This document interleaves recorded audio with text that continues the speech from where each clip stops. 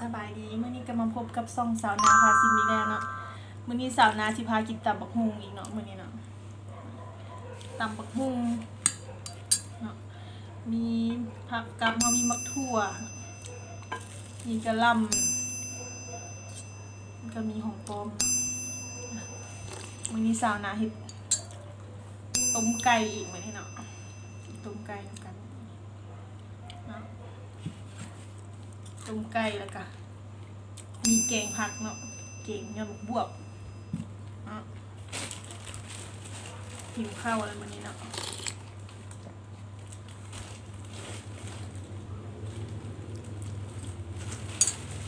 กินสาวนาเนาะอันนี้ก็เทียบหมูกินได้อะ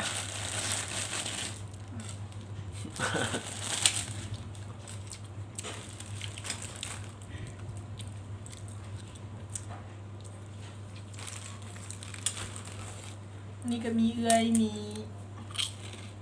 สามีมากินข้าวนำมีพวกมากินข้าวนำกินกันเลยวันนี้เนาะ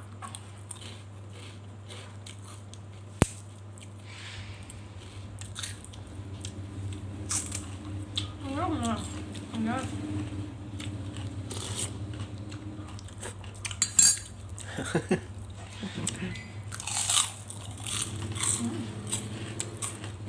กรอบกับหมู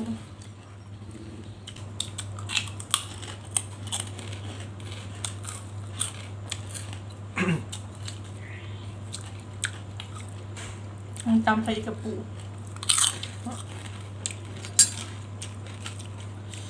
อีกระปูตัวอีกระปูสุกแล้วเอาอีกสุกแล้วบกากินดิบคนนั้น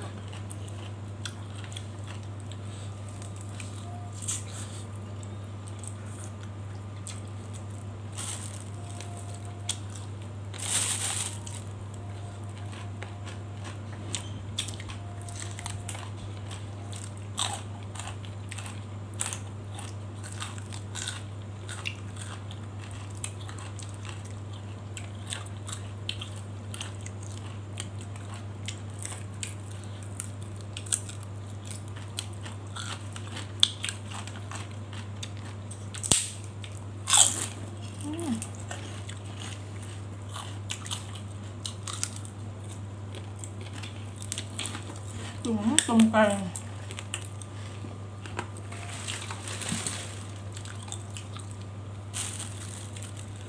กินขาไก่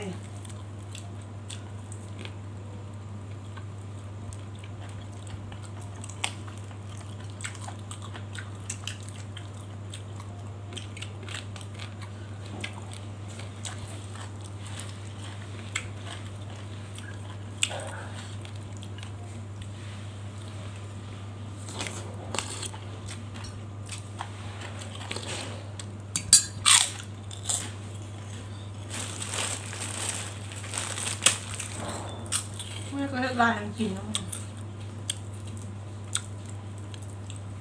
จานเขาไม่มีแล้วอ่ะเนาะ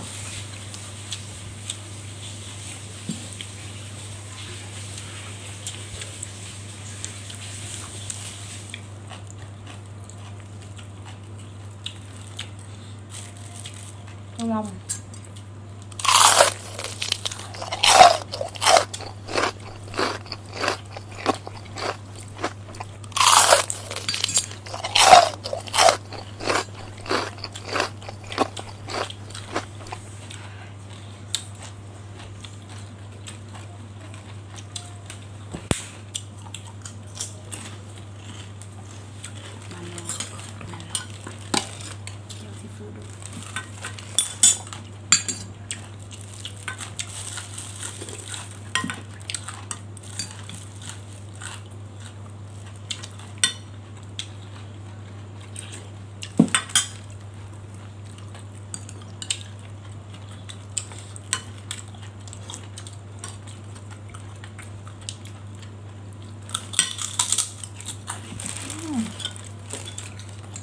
สุดแกงมันลองคอ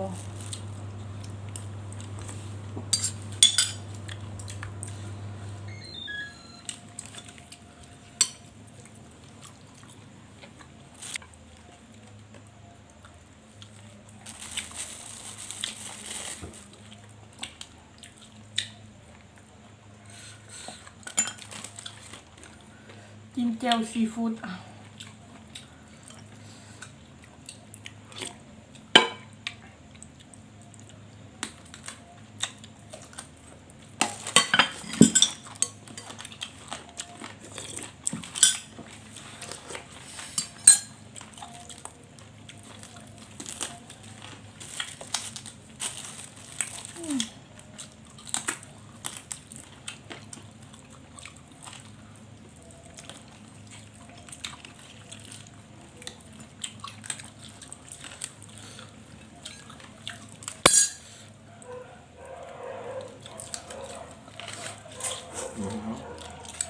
เก็บถึง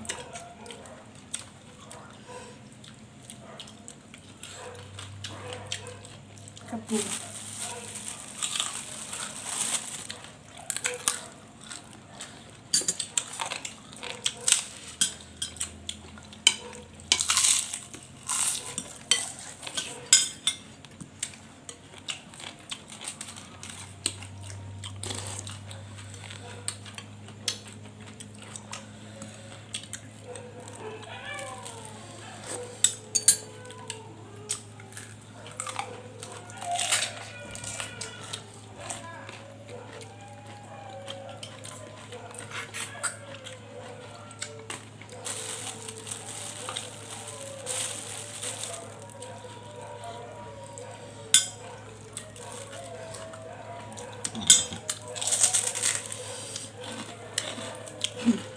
หมาหัว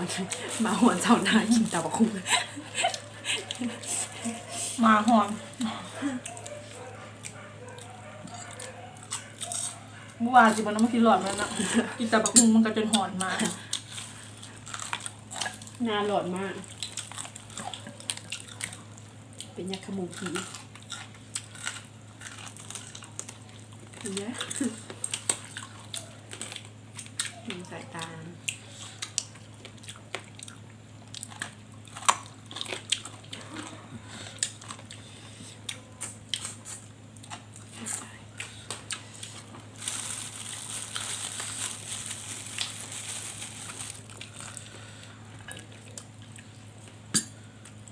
กลไก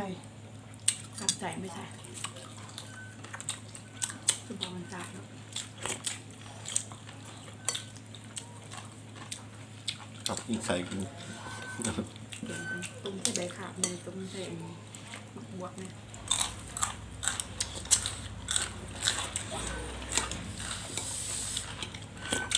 เป็นคำยังไง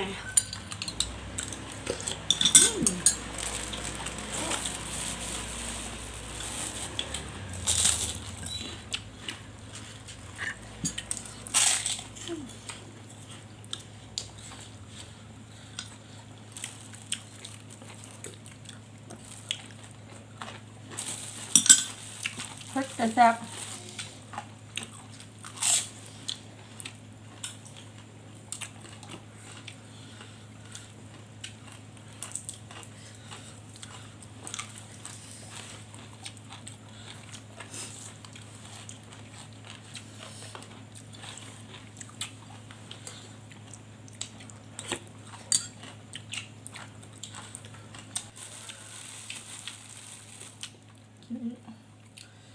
แจ่วซีฟู้ดอีก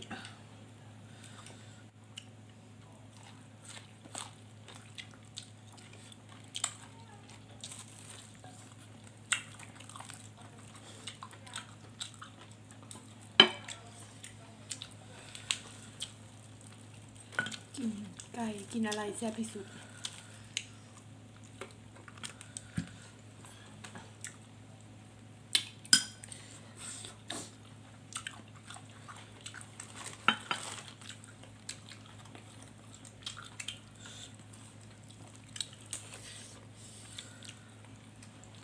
ถึกหน้าแล้ว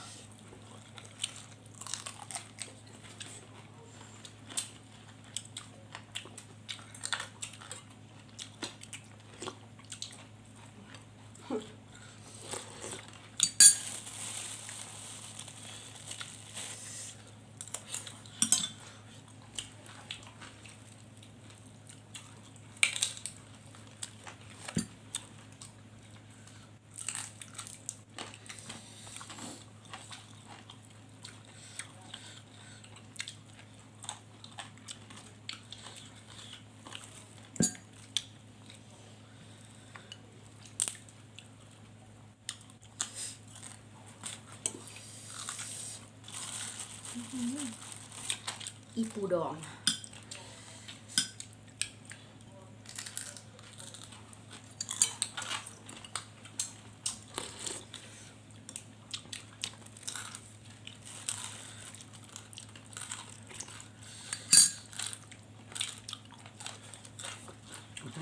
ทำให้กุ้งฝอย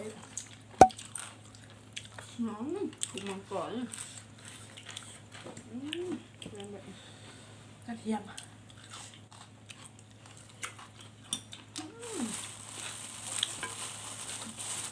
งามนี่งามใบกระเทียมมันใบกระเทียมออกที่ชวนชาวนาไปกินข้าวปุ้นเจ้าขิงเผ็ด ชาวนาทุกคนก็มากับคุณเจ้ากี้ ให้ชาวนาเลี้ยง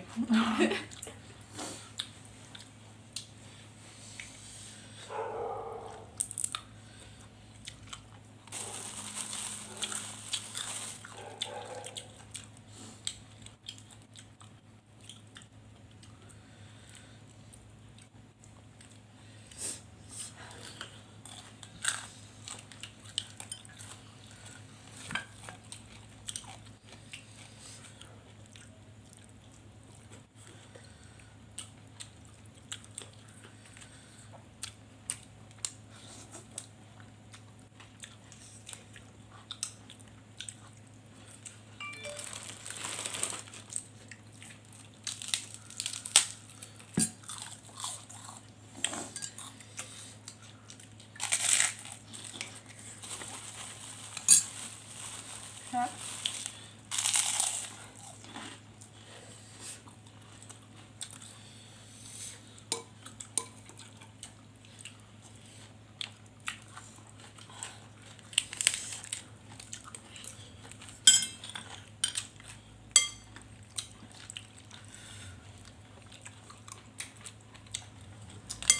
สดแกงครับ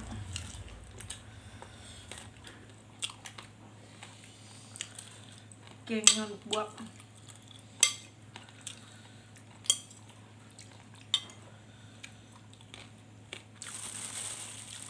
ยาวเพราะ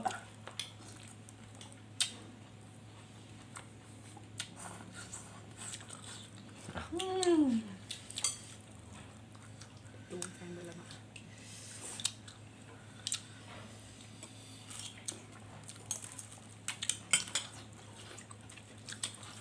คอยบริตรงก็ยกถ้วยขึ้นมาชื่อแซ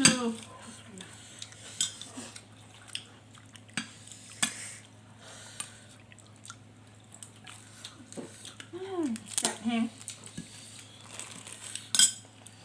จำเองบ่มาหุงเนี่ย บัวบริตำชื่อเขามามันยังบ่ทันตำชื่อน้องฮานมาเนาะฮานเจ้าประจำใส่ว่าแซ่บเนาะหนังไก่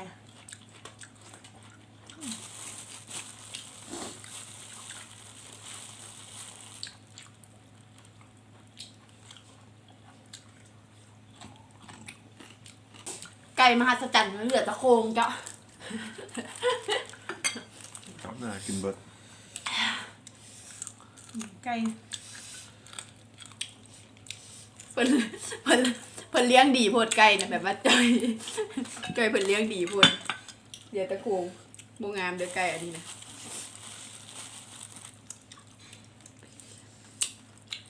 ตอนต้มยังเป็นโตเนาะไก่เนาะ บอกไก่หุ่นดีเพิ่นหักษาหุ่นเนี่ยมีแต่โครงกระดูก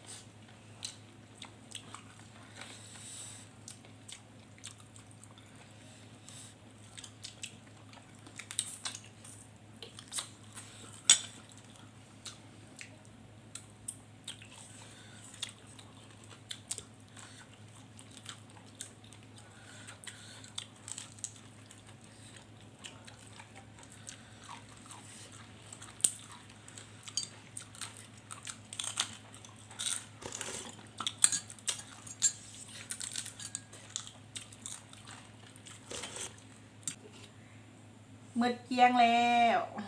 อิ่มแล้วเนาะถ้าคลิปนี้เนาะสาวนาเว้าจ่าบ่ม่วนเนาะหรือว่าแสดงกิริยาบ่สุภาพเนาะก็ขอโทษขออภัยเนาะถ้าผู้ใดมาคลิปนี้เนาะก็อย่าลืมกดไลค์กดแชร์กด Subscribe กดกระดิ่งแจ้งเตือนเนาะเพื่อจะบ่พลาดคลิปใหม่ๆของสาวนาเนาะมื้อนี้สาวนาก็ขอตัวลาไปก่อนสบายดี